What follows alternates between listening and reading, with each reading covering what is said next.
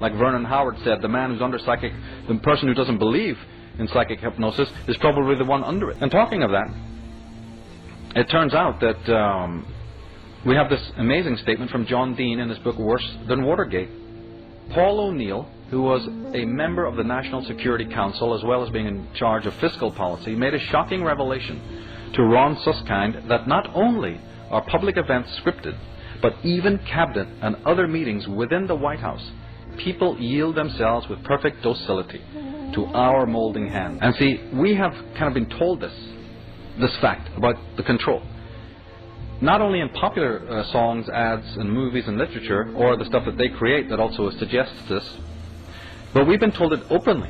I mean, George Orwell's 1984 and Animal Farm. We have B.F. Skinner, the famous behaviorist, who wrote a book called Walden 2.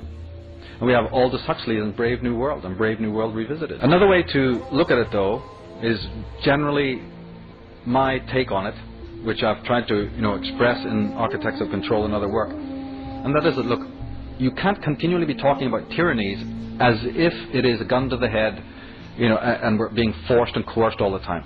Sooner or later we're going to have to ask us a more deeper question. What is it that the slave is doing to not only bring about his own enslavement, but perhaps to even bring into being the enslavers?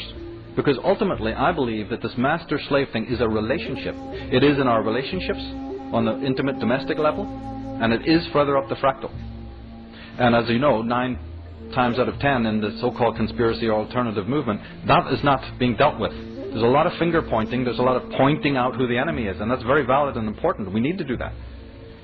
But I approach a lot of this stuff from an occult tradition, from a philosophical point of view, never forgetting that there's a relationship here.